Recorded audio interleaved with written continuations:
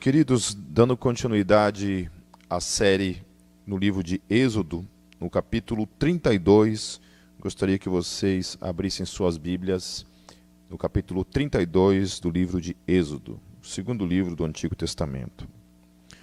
O título dessa pregação é As Misericórdias de Yahvé. Vamos orar antes de tudo. Senhor Deus, nós mais uma vez nos colocamos diante do Senhor, declarando nossa total dependência, Deus, do Teu Espírito, para que a Tua palavra possa ter efeito de edificação, de transformação, de iluminação no nosso coração, no nosso entendimento. Sem o Teu Espírito, nós somos incapazes de entender, de compreender a revelação da Tua palavra.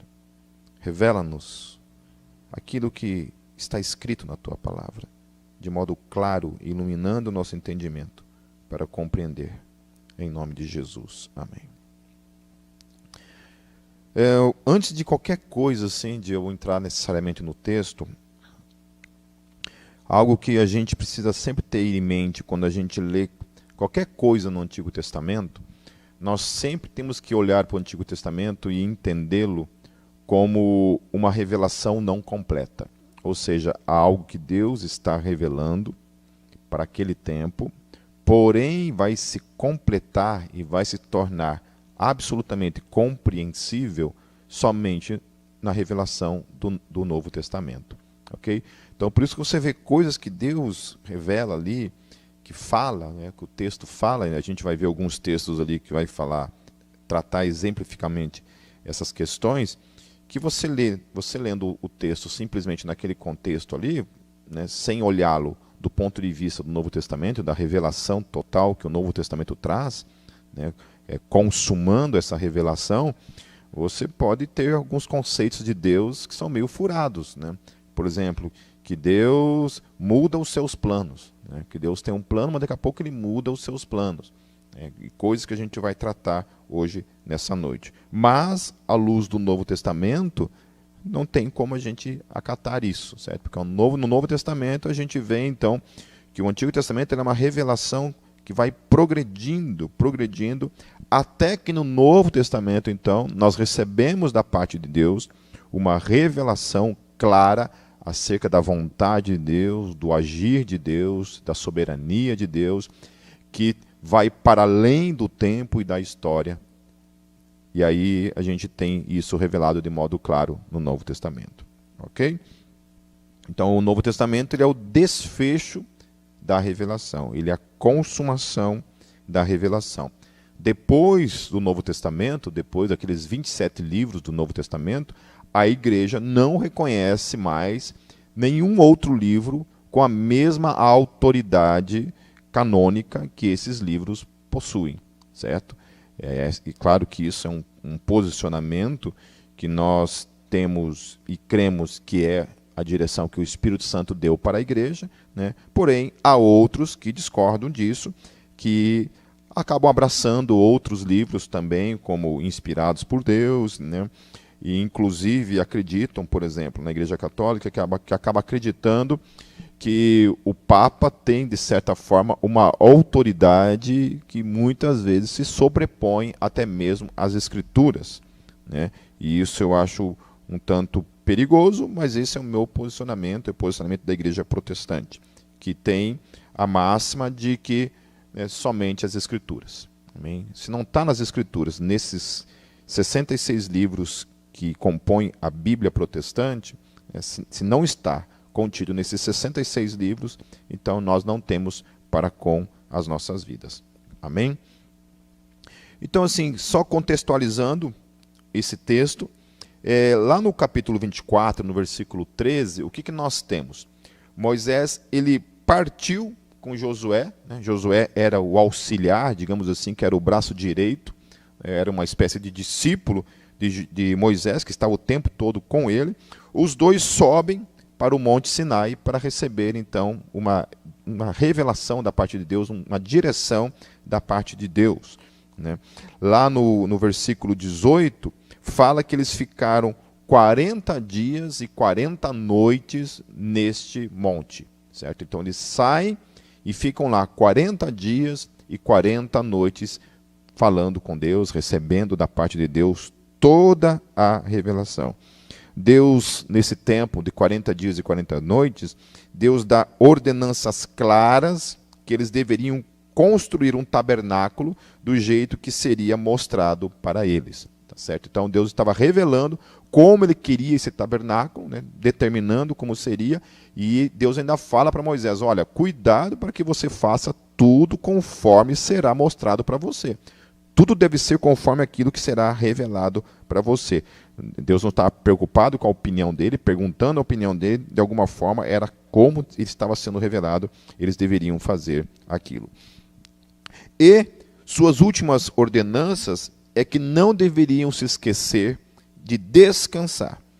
Eles deveriam guardar o sábado. Isso tudo é algo que precede o capítulo 32 que a gente vai ler aqui.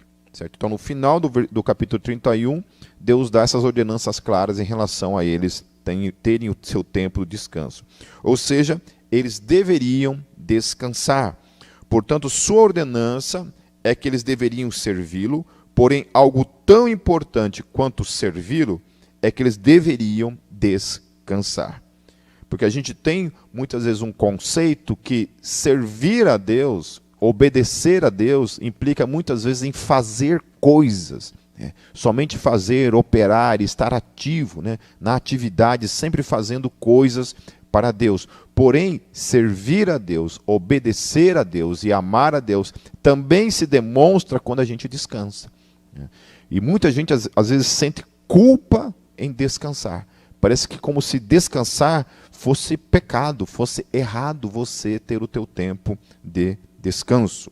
Então, portanto, descansar, meus queridos, quando a gente passa a olhar a questão do sábado como uma ordenança, não para um dia específico em si, mas como uma proposta de descanso, porque esse é o espírito da lei, esse é o propósito da lei, que é descansar. Portanto, descansar é lei, então a gente para de olhar somente como uma questão de lei e de dia, e a gente passa a entender que é uma questão de descanso, de obediência, né? De descansar o corpo. Deus está falando para você, relaxa, você não precisa se matar trabalhando não, é uma ordenança da parte dele que você precisa descansar. Então, é uma ordenança de Deus para as nossas vidas. Então, depois de 40 dias e 40 noites, né, onde Deus está revelando para aquele povo a sua palavra, né, a sua lei, as suas ordenanças claras, especificamente em relação ao tabernáculo, ocorre isso que nós vamos ler a seguir. Okay? Então, tenham em mente isso, que havia se passado 40 dias. Certo? 40 dias e 40 noites que eles tinham subido para o Monte Sinai, estavam aguardando esse retorno. Então, acontece o que vai acontecer a seguir, a partir do versículo 1, me acompanhe. O povo, ao ver que Moisés demorava a descer do monte, juntou-se ao redor de Arão e lhe disse: venha, faça para nós Elohims que nos conduzam, pois a esse Moisés, o homem que nos tirou do Egito, não sabemos o que lhe aconteceu. Então eu falei Elohims porque no hebraico, toda vez que aparece a palavra Deus ou deuses, a palavra que aparece ali no hebraico é Elohim, ok?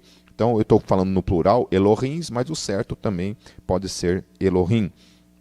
Respondeu-lhes Arão: tire os brincos de ouro de suas mulheres, de seus filhos e de suas filhas, e tragam-nos a mim.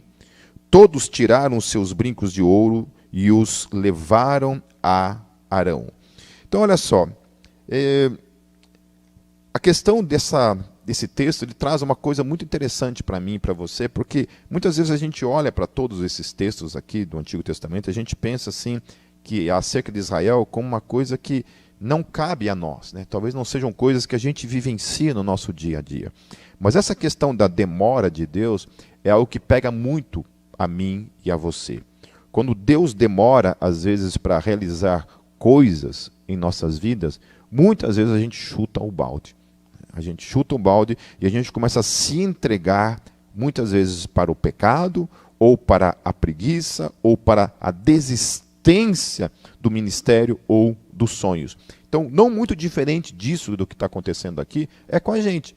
Aquele povo estava cansado de esperar também Moisés e Josué voltarem desse monte, e eles cometem um pecado terrível, que é trocar Deus por outros supostos deuses que eles mesmos iam produzir, eles mesmos iam operar e fazer. E isso também diz respeito a muitas vezes quando a gente desiste de orar, a gente desiste de buscar a Deus, e a gente fala assim, quer saber de uma coisa? Já que Deus não opera, já que Deus está demorando nessa questão, então vou fazer por mim mesmo. Então a gente opta por fazer pelas nossas próprias forças. Então a gente vai e começa a se arrebentar para fazer a coisa acontecer. Certo? E muitas vezes a gente começa a fazer uso de coisas que são contrárias ao próprio Deus, às ordenanças de Deus, para que aquilo então aconteça. Esse povo estava com uma fome, de alguma forma, de adoração, né? De fazer alguma coisa, de prestar um tipo de culto a Deus, né? A gente não sabe por quê, por qual razão, então eles escolhem, eles decidem então dar as costas para aquele Deus que tinha feito tantas coisas na vida deles, para se entregar agora a deuses que eles iriam produzir, que eles mesmos iam criar, prestar a sua adoração, o seu culto. Então eles precisavam ver, eles estavam cansados de esperar, eles precisavam ver uma coisa prática, uma coisa palpável acontecendo. Então eles se voltam para pecar contra Deus, para fazer então os seus próprios deuses. Às vezes eu penso que há muitos pastores, teólogos e igrejas cometendo este mesmo erro, né? Ao invés da gente esperar que Deus opere, que Deus faça a sua obra na sua igreja, no seu reino, nesse mundo, a gente decide simplesmente negociar valores, negociar o evangelho, negociar a palavra, por coisas que supostamente dão certo, né? Eu vi numa entrevista uma vez um diálogo, um debate de dois pastores, dois teólogos, falando essa questão, por exemplo, de falar em línguas, né, durante os cultos, aquela coisa, né, a glossolalia sem muito a regra, né, sem aquela questão de um por vez, aquela coisa num todo, né, e falando, o cara contestando nessa questão do falar dessa maneira, numa igreja pentecostal, e um pastor falou assim, olha, se é bíblico ou não, se está na Bíblia ou não, não é a questão é que isso dá certo. Então, quando a gente todos ao mesmo tempo falam, né, isso acontece alguma coisa diferente no culto. Há um mover no culto, né? Ainda que o apóstolo Paulo fala na sua carta aos Coríntios, depois quem puder assistir a minha live lá no Instagram da comunidade Gólgota, você vai lá e procura lá sobre o falar em línguas, e eu trato essa questão da glossolalia, que é o dom de falar em línguas. E lá eu abordo assim de maneira clara o que o texto, o que Paulo fala a respeito disso. E Paulo fala categoricamente falando que a forma como deve ser falado no culto, essa questão de um de cada vez, e tem que ter um intérprete no culto. Ninguém está tratando aqui a questão da glossolalia no seu secreto, você e Deus lá no seu canto, né? Mas se for para falar no culto, assim, para todos ouvirem ao mesmo tempo, né, tem que ter um intérprete. E ali o apóstolo Paulo fala que aquilo é uma ordenança da parte de Jesus. Era o próprio Jesus que estava ordenando aquilo. Então, esse teólogo está falando, então, que ele prefere obedecer aquilo que está dando certo do que uma ordenança clara e direta da parte de Jesus. Isso é somente um exemplo para a gente entender, então, dos perigos que a gente mesmo está acometido, né, o tempo todo, pela gente ignorar simplesmente o tempo de Deus, né? A gente decidir fazer por nós mesmos, muitas vezes, as coisas, né? E especialmente o cuidado que a gente tem que ter quando negociamos os valores de Deus. A gente decide, quer saber de uma coisa? Vamos dar uma distorcidinha aqui para ver se o negócio melhora. Então temos que tomar muito cuidado com isso, em nome de Jesus. Então eles começam esse movimento, né, de pegar ali brincos de ouro, né, e o texto fala assim de mulheres, os filhos e as filhas, né, dando a entender que os filhos também usavam brincos, né, então há toda uma questão cultural que fala que somente os escravos usavam brincos, né, e aqui está a prova que isso não é verdade. Né? Os escravos usavam brincos também, mas havia um tipo de brinco que os escravos utilizavam. Mas aqui o texto está falando que as mulheres israelitas ali usavam. Né? Eles e seus filhos usavam. Né? O que isso não é uma coisa assim pecaminosa e que não denota nada em relação a uma questão de pecado. Entendeu? Há algo que vai acontecer depois, mas até então não é tratado como pecado. Ok? Versículo 4. Ele os recebeu e os fundiu, transformando tudo num ídolo, que modelou com uma ferramenta própria, dando-lhe a forma de um bezerro. Então disseram: eis aí os seus Elohims, ó Israel, que tiraram vocês do Egito. A gente não sabe se Arão, nesse momento, está sendo irônico, se ele está falando essa frase assim de modo irônico, né? Uma frase irônica, mas ele está falando uma coisa absurda. Né? Ele está ali, ele vai lá, ele constrói esse ídolo e ele faz uma afirmação gravíssima diante do que está acontecendo ali. Ele fala assim que aquele Elohim que ele havia criado, né, aquele bezerro de ouro que ele havia criado, aquele bezerro tinha tirado o povo do Egito, contradizendo totalmente a realidade do que tinha acontecido e que ele sabia que tinha acontecido. E que todos estavam ali, sabiam do que tinha acontecido. Em outras palavras, ele estava roubando de Yahvé todo o crédito por aquilo que ele havia feito. Toda a libertação que Deus havia operado em Israel, agora ele estava tirando todo esse crédito e dando esse crédito para esse Elohim que ele havia criado, ou seja, esse falso Deus que ele havia criado. Versículo 5. Vendo isso, Arão edificou um altar diante do bezerro e anunciou: amanhã haverá uma festa dedicada a Yahvé. E aí também uma coisa confusa aqui, né? Que ele começa a misturar esse paganismo que ele mesmo estava criando, essa idolatria que ele estava criando, esse falso Deus, e agora ele quer misturar isso com o culto a Yahvé. Ele quer fazer uma misturança ali, ó, de tudo isso daí, para tornar alguma coisa talvez mais aceitável. E aí que está a questão, porque muitas vezes a gente também, no exercício do ministério, a gente está perigosamente caminhando nesse mesmo caminho. Né? Que é começar a misturar coisas que a gente cria para tentar de alguma forma, sei lá, fazer o quê? Apressar o tempo de Deus nas coisas, para que as coisas aconteçam, e a gente começa a transformar isso em culto a Yahvé, porque aí é o seguinte, quando a gente coloca o nome de Yahvé, ou o nome de Jesus, né, ou o nome de Deus na coisa, a gente usa isso para validar isso que a gente está fazendo como errado.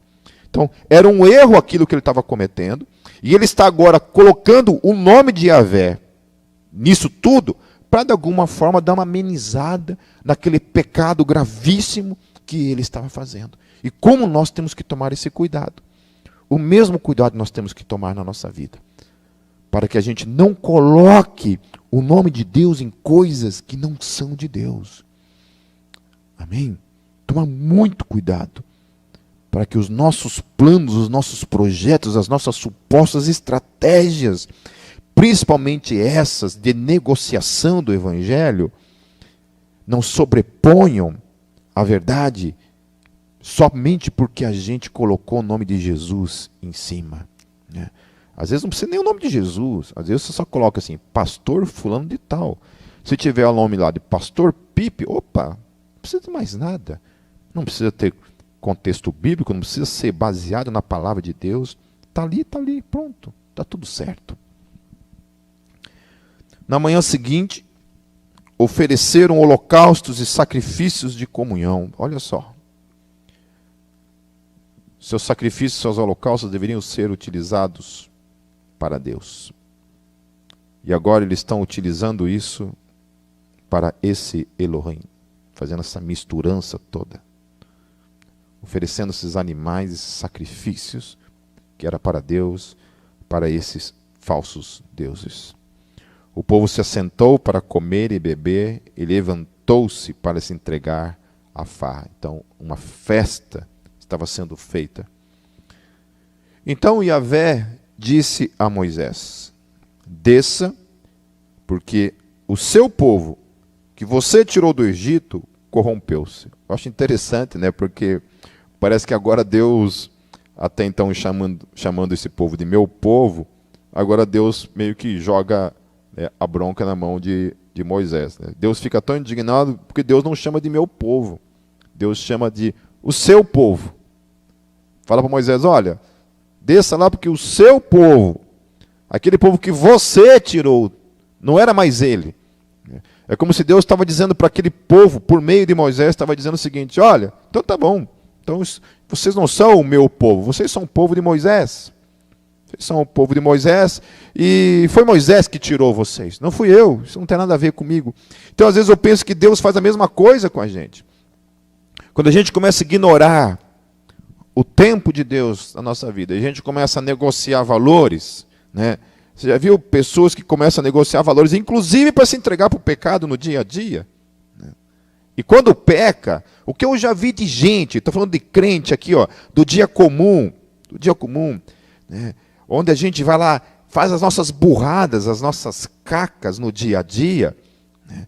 Ao invés de assumir, não, eu errei mesmo, eu pequei mesmo, eu fiz ao contrário a Deus mesmo. Não, a gente começa a colocar a culpa nas pessoas, a gente começa a colocar a culpa na igreja, a gente diz que foi o nosso pastor o culpado, porque o meu pastor não cuidou de mim, né? Alguma coisa assim. Então a gente dá um jeito de colocar a culpa em todo mundo, menos assumir a culpa, né? Menos assumir a nossa culpa. Então o que eu conheço de gente que faz esse tipo de coisa. Então eu acho que Deus nessas horas olha para isso tudo e fala: não, Senhor, seu pecado é teu, eu não tenho nada a ver com isso, isso é um erro teu, não põe a culpa em ninguém. Queridos, deixa eu falar uma coisa para vocês. Eu, Pipe, e qualquer ser humano na face da terra, jamais poderá chegar diante de Deus um dia e dizer assim: Senhor, eu não cumpri o meu chamado por causa do fulano, por causa do Pipe, por causa do Brunello, por causa do Paulo, por causa de Pedro, por causa de João. Todos nós vamos comparecer perante o tribunal de Cristo, prestar contas da nossa vida, individualmente, como pessoa responsável, 100% responsável diante dele. Todos nós, um dia iremos prestar contas. Certo? Então, se engana quem acha que inventar desculpas justificam o pecado na sua vida. Então Deus basicamente joga aquilo e fala assim: olha, então, ó, o teu povo, aquilo lá é teu povo, meu não é, é teu. E pelo jeito foi você que tirou do Egito aquele povo. Né? Eu fico pensando assim que Moisés nessas horas ficou assim: meu, o que está acontecendo? O que está acontecendo? Que conversa é essa de meu povo, de que eu que tirei? Eu não tirei ninguém. Eu nem queria ir, eu nem queria falar. Eu inventei 1000 desculpas para não ir. Né? Fui porque fui obrigado, que não tinha como não ir. E agora a culpa praticamente é minha do que está acontecendo. No versículo 8, muito depressa, ele está falando que se corromperam, muito depressa se desviaram daquilo que lhes ordenei e fizeram um ídolo em forma de bezerro. Curvaram-se diante dele, ofereceram-lhe sacrifícios e disseram: eis aí, ó Israel, os seus Elohims que tiraram vocês do Egito. Olha que coisa séria, gravíssima do que está acontecendo. Às vezes eu vejo tanta gente assim que tem cuspido realmente no Evangelho, cuspido na obra de Jesus, dado as costas para Jesus, se entregado ao pecado e vivenciado algo muito parecido com isso, né? Ignorando tudo aquilo que Jesus fez em sua vida, se é que realmente um dia Jesus fez alguma coisa na sua vida. Para mim, uma das evidências claras, queridos, de que eu e você somos nascidos de novo, é a convicção de pecados que nós temos em nossas vidas. Mesmo que às vezes a gente pode caminhar um tempo cegos pelo pecado. Se todos os dias nós não recebemos aquela explosão de consciência pesada que o Espírito Santo traz em nossas vidas, de que nós estamos errados, sem essa realidade, eu questiono sim, sem medo de errar, de que tal indivíduo não possui o Espírito Santo, de que tal indivíduo nunca experimentou de verdade a presença santa desse Deus que é santo. Se nós permanecemos no erro, permanecemos no pecado, de consciência clara, colocando a culpa em todo mundo, né? Na esposa, no marido, nos filhos, no pastor, em Deus. Eu já vi gente falando assim que traiu a esposa porque Deus deixou, como se Deus tivesse, sabe? Claro que Deus tem o poder de impedir-nos, mas se Deus não impediu, logo foi a vontade dele.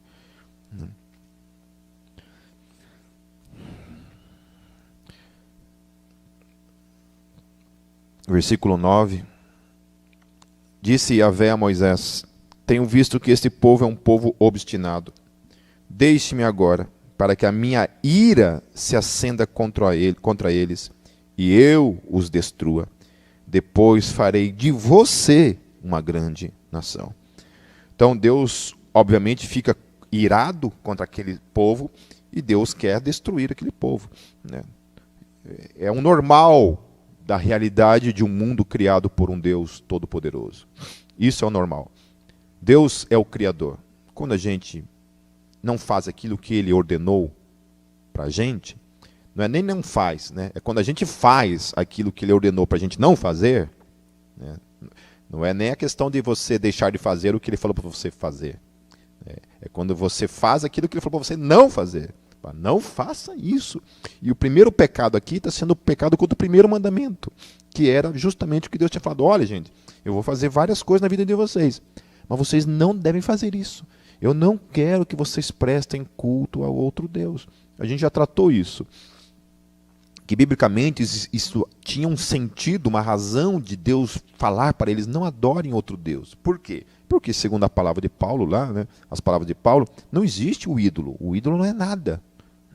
O ídolo não é nada. Tanto que Paulo fala que quando você sacrifica aos ídolos, você está sacrificando não ao ídolo, não a um outro Deus, não a Thor, a Odin, a Krishna, sei lá o quê. Você está ofertando ao quem? Paulo está falando o quê? Aos demônios.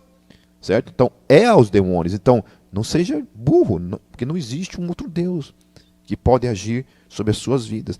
E ele havia destronado, destruído toda essa concepção de outros Elohims do Egito. Ele tinha passado por cima, atropelado todos aqueles deuses, supostos deuses do Egito, demonstrando que ele era, acima de tudo, o Senhor de todas aquelas realidades que aqueles deuses, supostos deuses, representavam. Era ele que mandava em tudo, que aquilo lá não mandava em nada. Eram todos falsos, irreais.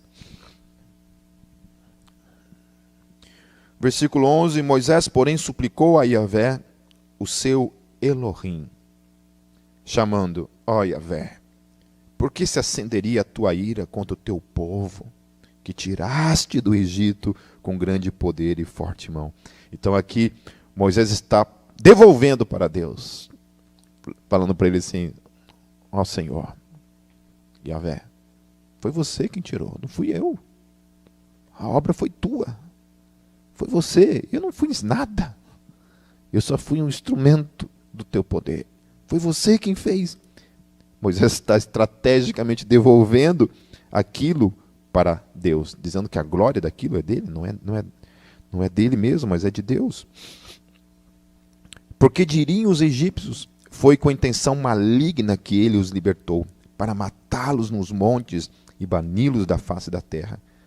Arrepende-te do fogo da tua ira, tem piedade, e não tragas este mal sobre o teu povo.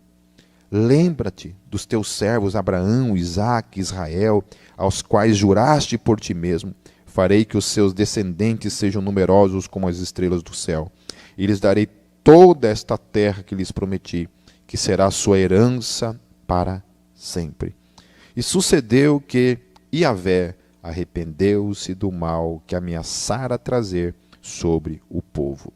Então, duas coisas em relação especialmente a esse termo arrependeu-se, que esse texto traz, né, tanto no versículo 12 quanto no versículo 14. Né? Uma é Moisés propondo para Deus que Deus deveria se arrepender do que ele estava propondo, de destruir, de matar o povo.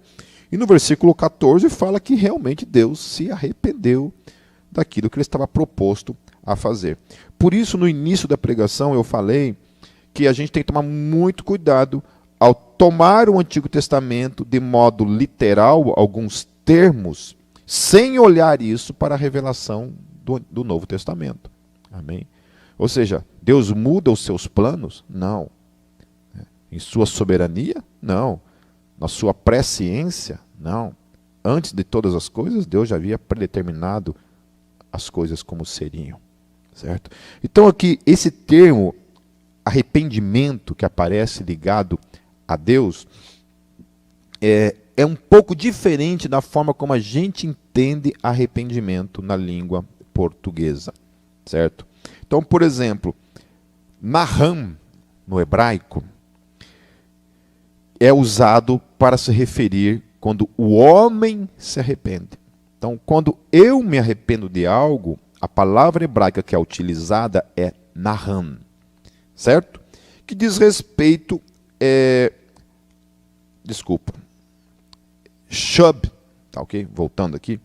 Quando eu me arrependo de algo, o ser humano, o pipe, o homem se arrepende de algo, é Shub. Então é a palavra no hebraico direcionada para os homens. Então está sempre aplicada ao pecado, ao erro, remorso, ou seja, o homem reconhece o seu erro e se arrepende do que fez. Ok? Então, no dia a dia, eu e você, ao cometermos nossos pecados, nossos erros, e nós que possuímos o Espírito Santo, ou seja, que somos possuídos pelo Espírito Santo de Deus, que é santo, e que imprime em nós esse conceito de santidade e nos leva ao arrependimento, esse arrependimento que nós temos, que é produzido pelo Espírito Santo, que quebranta as nossas vidas e habita em nós, o termo utilizado no hebraico é shub. Ok? Já para Deus, e aqui, nesses dois versículos, o que Moisés propõe para Deus e o que Deus manifesta ali é Naham. Naham diz respeito à mudança de ação pré-meditada. Então, se eu estou dizendo, olha, estou pensando em ir para a praia nesse final de semana. Estou pensando em fazer isso. E, de repente, vem uma notícia que diz que deu lá um lockdown lá e fechou tudo. Então, eu mudo. Não, eu não vou mais para lá então. Então, eu vou ficar em casa mesmo. Essa palavra é Naham. O problema é que essa palavra ligada a arrependimento traz para nós, na nossa língua, uma outra conotação. Porém, no hebraico não é essa conotação que a palavra arrependimento traz para mim e para você. Então, arrependimento, ou seja, Naham, simplesmente é uma mudança de uma atitude que eu falei que eu ia tomar. Eu ia tomar essa atitude, porém, eu mudei. Mudei de atitude, mudei de opção. Não vou mais fazer isso. Pronto. Isso se chama Naham. Então, quando um cético lê essa questão de Deus não se arrepende, Deus não é homem para se arrepender, muitas vezes ele lê isso daqui, ele entende isso, que Deus cometeu um erro e então ele está se arrependendo daquilo ali. Okay? Porém, Naham é usado especificamente para Deus. Nunca, em nenhum momento nas Escrituras Sagradas, shub, que é com relação ao arrependimento de atitude errada cometida, é utilizada para Deus. Ok? Então, Deus não se arrepende de nada no sentido de algo que tenha feito de errado. Então, Deus lá cometeu um erro, lá falou, puxa vida, puxa. Deus fala para Deus, Deus, me perdoe. Me perdoe pelo erro que eu cometi. Não, isso não existe em Deus. Deus não comete nenhum tipo de erro. No versículo 15, então Moisés desceu do monte, levando nas mãos as 2 tábuas da aliança. Estavam escritas em ambos os lados, frente e verso. As tábuas tinham sido feitas por Elohim. O que nelas estava gravado fora escrito por Elohim. Quando Josué ouviu o barulho do povo gritando, disse a Moisés: há barulho de guerra no acampamento. Respondeu Moisés: não é canto de vitória, nem canto de derrota, mas ouço o som de canções. Quando Moisés aproximou-se do acampamento e viu o bezerro e as danças, irou-se e jogou as tábuas no chão, ao pé do monte, quebrando-as. Pegou o bezerro que eles tinham feito e o destruiu no fogo, depois de moê-lo até virar pó. Espalhou-o na água e fez com que os israelitas o bebessem.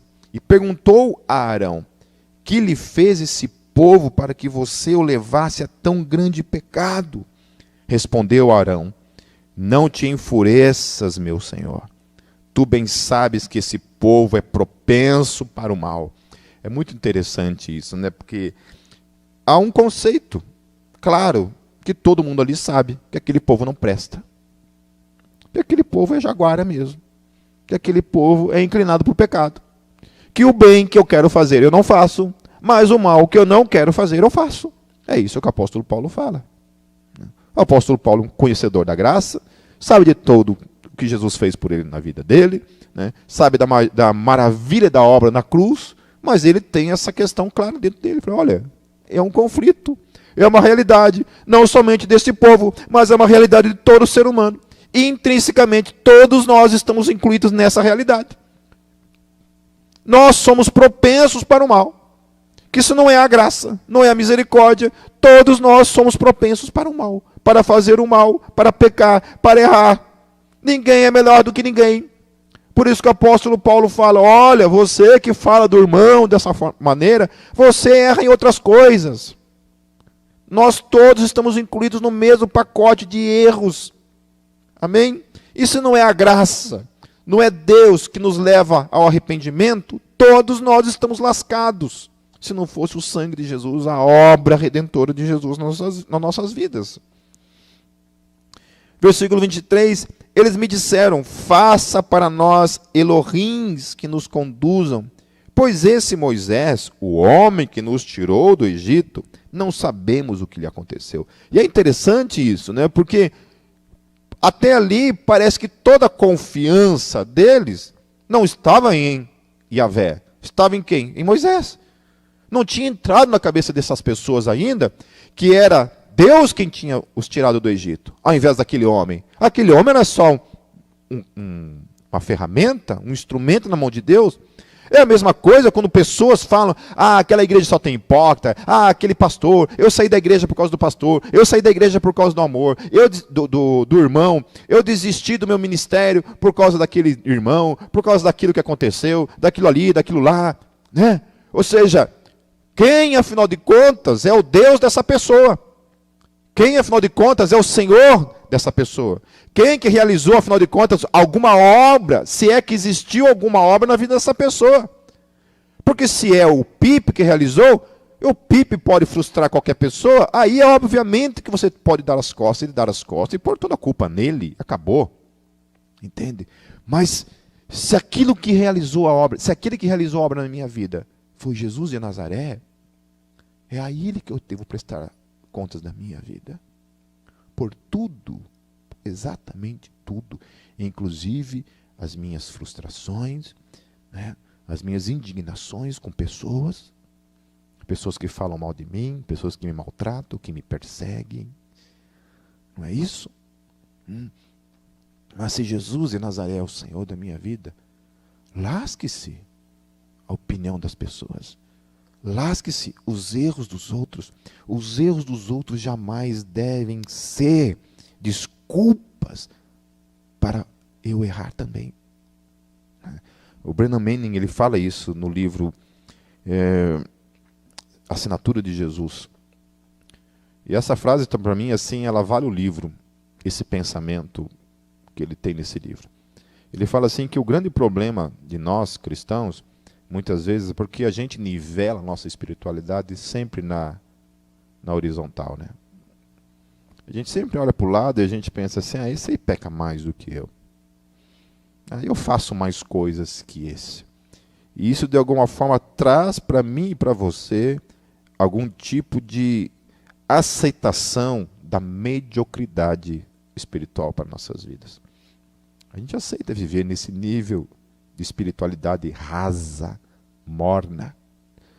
A minha oração nessas últimas semanas, eu tenho falado com Deus assim, porque essa é uma concepção que eu tenho tido de mim mesmo. Mas eu tenho falado para Deus assim, Deus, eu não quero ser um crente morno, Senhor. Porque a tua palavra ela dá uma advertência muito clara em relação a isso, a ser morno. O que a palavra fala acerca daqueles que são mornos? A Bíblia diz claramente lá em Apocalipse que quanto aqueles que são mornos, não são nem frios e nem quentes, Deus estava prestes a vomitá-los de sua boca. Ou seja, crente morno causa em Deus náusea. Você já sabe o que é sentir, né? Não sei se todo mundo aqui, provavelmente sim, todos nós já vomitamos um dia. A gente sabe a sensação que é. Que aquilo começa a te fazer um mal. Não tem jeito, você tem que jogar aquilo para fora. Sabe? Então, crente mau caráter, crente que não muda de vida, crente que olha para o próprio pecado e fala assim, a culpa é daquele lá, a culpa é dele, por isso que eu estou aqui vivendo a mediocridade da minha vida, é por isso que eu não gosto de orar, é por isso que eu não gosto de ir na igreja, é porque na igreja tem hipócrita. Esse tipo de atitude, ou então continuar dentro da igreja, vivendo esse tipo de atitude, essa atitude de caminhar morno sempre, causa em Deus essa sensação de ânsia de vômito. E que eu e você temos que tomar todo o cuidado. Eu não estou falando de você somente, estou falando de mim. Estou falando que essa tem sido a minha oração. Deus me ajuda. Me livra de ser um crente morno. Eu quero ser quente, Senhor. Eu quero ser esse homem cheio do Teu Espírito, Senhor. Consciente de que eu sou um pecador, de que eu não sou melhor do que ninguém, de que eu já cometi erros, que, olha, me envergonho profundamente deles.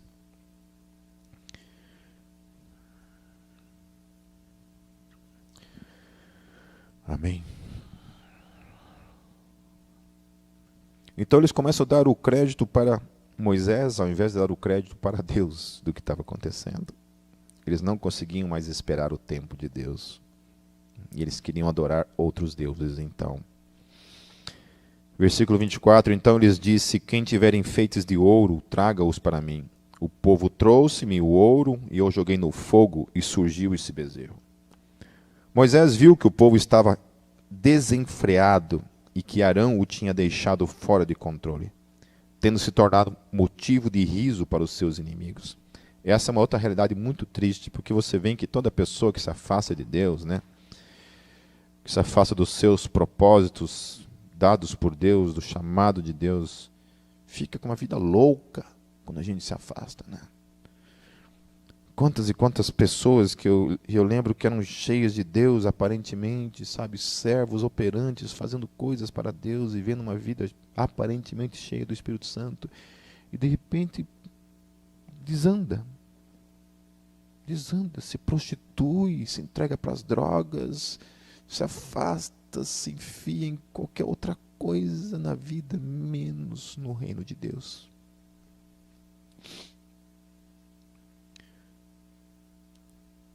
Versículo 26, então ficou em pé à entrada do acampamento e disse, quem é por Yahvé, junte-se a mim. Todos os levitas se juntaram a ele.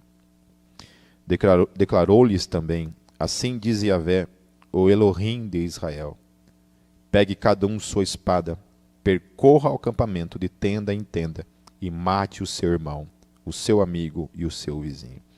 Lembre-se que aqui, quando a gente está falando de não matarás, essa regra nunca cabe a Deus. Sempre essa regra vai caber a mim e a você. E eu já expliquei algumas vezes também que quando a Bíblia fala não matarás, ela está falando não assassinarás. E que isso não é aplicável a toda a situação exata de quando um ser humano tira a vida de outro ser humano. Ou seja, que há questões na Bíblia que quando um ser humano tira a vida de outro ser humano, é justificável. E uma das justificativas está aqui. O que o texto está dizendo? Deus estava dizendo para eles. Deus estava falando. Não eram eles que estavam tomando aquela atitude simplesmente. Mas Deus estava dizendo para eles. Para que eles pegassem as suas espadas, entrassem naquelas tendas e eles matassem aquelas pessoas que haviam cometido aquele crime. No meu entendimento, todos haviam pecado, de modo geral. Então nós não sabemos aqui qual foi o diferencial, o que eles utilizaram como parâmetro para matar algumas pessoas somente e não todas elas. Fizeram os levitas conforme Moisés ordenou, e naquele dia morreram cerca de 3.000 dentre o povo. Disse então Moisés: hoje vocês se consagraram a Yahvé, pois nenhum de vocês poupou o seu filho e o seu irmão, de modo que Yahvé os abençoou neste dia. No dia seguinte, Moisés disse ao povo: vocês cometeram um grande pecado, mas agora subirei a Yahvé e talvez possa oferecer propiciação pelo pecado de vocês. Assim Moisés voltou a Yahvé e disse: ah, que grande pecado cometeu este povo. Fizeram para si um Elohim de ouro. Mas agora eu te rogo, perdoa-lhes o pecado. Se não, risca-me do teu livro que escreveste. Eu acho interessante essa ousadia desse doido chamado Moisés em falar isso para Deus. Acho que eu jamais falaria isso para Deus. Ele chega para Deus: olha, Deus, fazendo aquela pressãozinha, psicológica, como Deus antes, a intercessão dele havia aparentemente mudado, feito Deus se arrepender-se, daquela questão que Deus tinha dito: olha, vou matar, vou destruir esse povo. Deus se arrependeu disso, porém, não nos esqueçamos, Deus não destruiu todo o povo, mas aqui o texto está dizendo que Deus mandou matar 3.000 homens. Olha, não vou matar todo mundo, mas esses 3.000 vão para o saco. Esses 3.000 vão para baixo da terra. E Deus manda eles irem lá e matarem. Como Moisés havia convencido Deus antes, a mudar supostamente as suas atitudes, aqui ele está de novo tentando convencer a Deus. E ele faz uma chantaginha, uma chantagem para Deus aqui. Olha, Deus, ou você perdoa, ou você pode arriscar o meu nome aí também do livro da vida. Se achando grandes coisas diante de Deus. Muita gente às vezes age dessa forma. Se acha que pode realmente fazer um tipo de pressão para Deus. O apóstolo Paulo ele teve uma atitude contrária disso. Lá em Romanos 9:3, olha o que o texto fala. Porque eu mesmo poderia desejar ser anátema de Cristo por amor de meus irmãos, que são meus parentes segundo a carne. Ele falou assim: olha, eu posso até ter o desejo, eu desejaria. Por mim, olha, por amor a eles, digamos assim, talvez ele estivesse dizendo assim: eu até negociaria a minha própria salvação. Para que todos eles fossem salvos, eu negociaria a minha salvação. Eu negociaria ser chamado de anátema de Jesus, se eles fossem salvos. Mas a atitude aqui é diferente. Ele está colocando assim: mas eu não tenho o poder de fazer isso. Eu não tenho o poder de convencer Deus a isso. Desejar isso é uma coisa. Fazer Deus operar dessa maneira é muito diferente. Então o apóstolo Paulo tem uma outra atitude dessa que Moisés está tendo.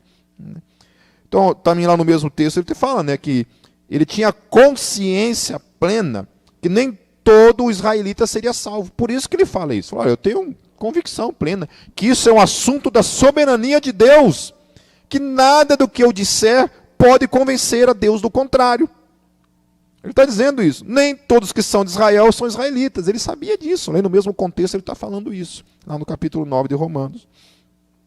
No versículo 33, respondeu Yahvé a Moisés: riscarei do meu livro todo aquele que pecar contra mim. E esse versículo especificamente é muito utilizado por aqueles que creem na perda da salvação como base para afirmar tal teologia. Esses dias eu até vi um teólogo utilizando esse texto aqui como base bíblica para dizer então que a salvação se perde. Mais um texto aonde pessoas que utilizam ele como ferramenta para afirmar uma verdade com absoluta, quando isso daqui é o quê? É uma revelação progressiva, ok? Por que eu estou dizendo isso? Porque Paulo afirmou categoricamente, em outras palavras, isso que Deus está falando aqui, ó, riscarei do meu livro todo aquele que pecar contra mim, amém? Isso significa então, que todo mundo que pecou contra Deus, Deus risca do livro da vida, amém? Então, se é assim a realidade, o apóstolo Paulo, Novo Testamento, vem e fala algo para mim e para você. Ele fala assim: todos pecaram e todos estão destituídos da glória de Deus, ou separados da glória de Deus. Ou seja, todos foram riscados do livro que Deus escreveu ali. Todos nós. Nossos nominhos um dia foram riscados. Esse aqui não, esse não presta, esse não presta. Bom, deixa eu ver aqui. Todo mundo não presta. Então Deus pegou, rasgou esse livro. Ninguém presta. Todos foram condenados por causa dos seus pecados. Como eu falei, todos nós nos encaixamos perfeitamente nesse conceito que tinha ali. Você sabe que esse povo não presta, né? Eu acho que os anjos lá, talvez lá na eternidade, chegaram para Deus lá, para o Pai, para o Filho e para o Espírito Santo, e falaram: olha, vocês sabem que esse povo aí não presta, né? Vocês sabem disso. Por isso, da lei. A lei ela já estava ali, ela já foi dada, né? Depois, lá no Novo Testamento, que vem ser a revelação completa, a gente vai entender por que Deus deu a lei. Paulo vai falar. A lei era um tutor que nos conduzia aonde? Para Cristo. A lei estava dizendo assim: olha, não presta, não presta, não presta. Isso aqui está condenado, está morto, não consegue. A lei era só para apontar para mim e para você que eu e você não somos nada. Nós somos imprestáveis. A gente não consegue obedecer a Deus, a gente não consegue amar a Deus. A gente é pecador, a gente é condenado, a gente foi riscado do livro da vida, a gente está separado da glória de Deus. A lei é só para demonstrar a nossa inutilidade, a nossa incapacidade. E nos conduziu então para onde? Para Cristo. Para nos colocar nos pés de Cristo, na total dependência dele para as nossas vidas, para que a gente possa ser salvo, para que a gente possa se achegar a Deus, porque então o véu é rasgado, e agora por causa de Cristo, não porque eu obedeci alguma coisa, não porque eu não sou pecador, mas por causa de Cristo, agora sim eu tenho acesso a Ele, agora sim eu posso me prostrar diante dEle, amá-lo, receber o seu amor, a sua aprovação, que não vem em mim mesmo, mas vem de Cristo que habita em mim, e por isso que eu sou aprovado não por mim, mas por Deus que habita em mim, por aquele que habita em mim, por meio do Espírito Santo de Deus. E aí até o poder de se arrepender ou não vem de mim mesmo, vem dele. É ele que opera em mim todo arrependimento. Que se não fosse ele, o que seria de mim? Se dependesse de obedecer regras, leis que ele criou com um único propósito, mas que no Antigo Testamento não tinha esse entendimento. A revelação não estava completa, ela estava nos empurrando, ela foi um tutor que nos colocou nessa condição e nos conduziu. Quando chegou em Cristo, falou assim: está aqui, ó. Isso aqui não presta, isso aqui não vale nada, isso aqui conspira diariamente contra a tua vontade, isso aqui só ama fazer o mal. Esses seres aqui, ó, o bem que eles querem fazer, eles não conseguem fazer. Mas o mal que eles não querem fazer, eles fazem. Isso aí flui deles. Eles são essa racinha de porcaria mesmo. Conduzem aos pés de Jesus. Daí Jesus faz assim, ó: vem cá. E pela sua graça, pela sua eleição, pela sua misericórdia, ele abraça todos eles nas asas da sua graça, da sua misericórdia, da sua bondade. E ele providencia tudo o que é necessário para que esses que não valiam nada, que não prestavam para nada, que eram inclinados ao pecado, que faziam só burradas na vida, fossem agora absorvidos pela sua graça maravilhosa. Como não ser apaixonado por esse Deus? Como dar as costas para esse Deus? Somente por causa dele, porque se é por nós mesmos, queridos, a gente dá. Infelizmente, a gente dá as costas para Deus. Qualquer bobeirinha. Se não é a graça e a misericórdia dele, se não é essa eleição na nossa vida, essa promessa de que a obra que Ele começou na nossa vida, Ele irá terminar, a gente está ferrado. Se não é essa promessa que é a bondade do amor de Deus que nos leva ao arrependimento, tanto operar, tanto querer quanto efetuar vem dele. Se não é isso na nossa vida, a gente está lascado.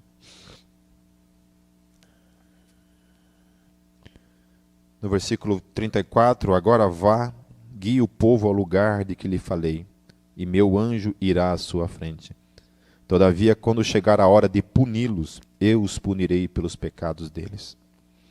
E o Senhor feriu o povo com uma praga, porque quiseram que Arão fizesse o bezerro. Glórias a Deus, meus queridos, de que nós não estamos incluídos nisso mais. Glórias a Deus que tudo isso aqui que o texto está falando, a gente pode dizer, ler de uma outra maneira. Agora vá, guie Jesus ao lugar de que lhe falei, e meu anjo irá à sua frente.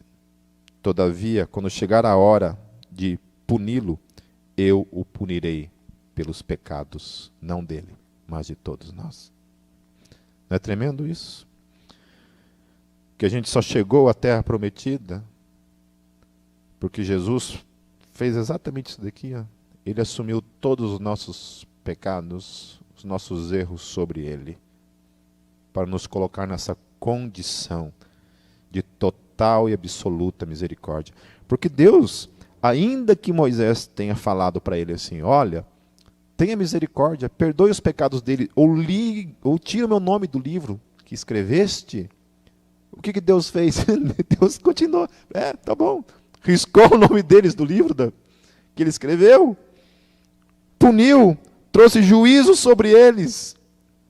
Essa foi a resposta de Deus para a suposta intercessão de Moisés. Porém, ele respondeu a tudo isso em Cristo Jesus para mim e para com você. Quando ele assumiu toda a minha e toda a tua dívida naquela cruz. Aleluia.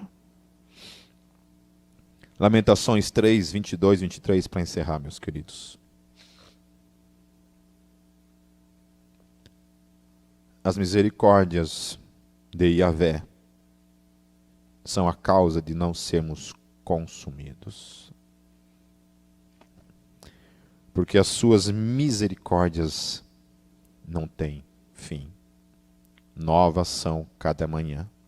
Grande é a tua fidelidade. Nós não somos consumidos porque Jesus habita em nós. Porque o seu sangue precioso está sobre nós. Porque o seu sacrifício foi realizado por cada um de nós. E eu amo esse texto por saber que, por mais que hoje eu tenha feito tanta coisa errada para com o meu Deus, a quem eu amo, apesar de mim mesmo, eu sei que amanhã, quando eu acordar, as misericórdias dele vão se renovar na minha e na tua vida. Amém? Amém, meus queridos? Que a gente possa se apegar em nome de Jesus e aprender com os erros de Israel. Que a gente possa aprender com esses erros e a esperar o tempo de Deus para as nossas vidas. Não negociarmos os valores da palavra de Deus. Não negociarmos, pararmos de pôr a culpa nos outros, assumirmos as nossas culpas, os nossos erros, de que nós erramos, nós pecamos. E que se não fosse a graça e a misericórdia de Deus que se renova cada manhã em nossas vidas, e o sacrifício que Jesus fez por cada um de nós, todos nós estávamos lascados.